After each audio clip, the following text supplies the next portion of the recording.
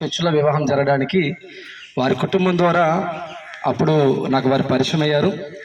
అప్పటి నుండి ఇప్పటి వరకు కూడా అలా సహవాసము ఆ కుటుంబంతో నాకు ఉంది. ఆ తల్లి సావిత్రమ్మ గారు నేను ఎప్పుడు వెళ్ళినా సరే ఒక దేనత్వము, నెమ్మది, మనస్తత్వం బిడ్డ. ఇప్పుడు నవ్వుతూ చక్కగా పలకది. ఆమె ఎప్పుడు చెప్పినా సరే వారి బిడ్డల కోసం చెప్తుండే.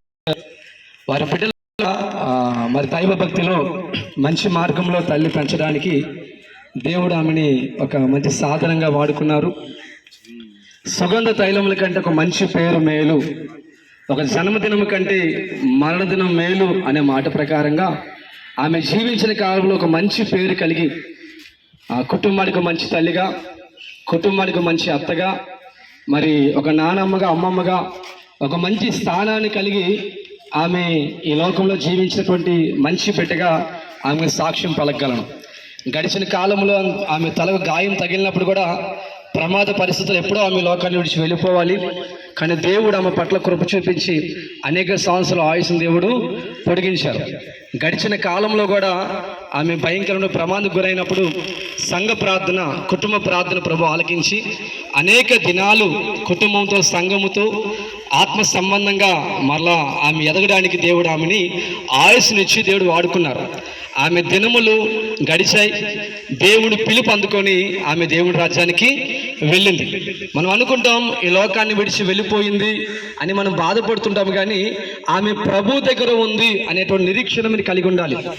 తెస్సలోనికే సంఘానికి ఆ నిరీక్షణ కోల్పోయినప్పుడు పౌలు గారు ఆ సంఘానికి వెళ్ళి బోధిస్తున్న మాట, నిరీక్షణ లేని ఇతరుల వలె మీరు దుఃఖించకూడదు. మనందరికీ ఒక నిరీక్షణ ఉంది. యేసు క్రీస్తు వారు మృతి పొంది 3వ దినాన్ని తిరిగి లేచారు. యేసుని విశ్వాసం ఉంచిన వారు కూడా మృతి పొందిన వారు తిరిగి లెగుస్తారు. ఈరోజు ఆమె యేసుని విశ్వాసం ఉంచింది.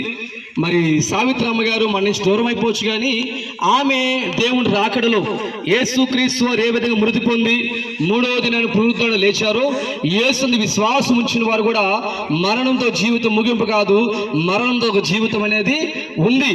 ఆ సత్యాన్ని ప్రభు వారు గుర్తు చేస్తున్నారు. కనుక కుటుంబం అందరికీ దైవసనగా చెప్తున్న మాట ఏంటంటే, దేవుడు మిమ్మల్ని ఓదార్చిపోతున్నాడు, దేవుడు మిమ్మల్ని బలపరచబోతున్నారు, దేవుడు ఆ తల్లి గారిని ఆయన రాకడలో దేవుడు పైకి లేపబోతున్నారు. ఒకరోజు మనందరూ కూడా చూడబోతున్నాం.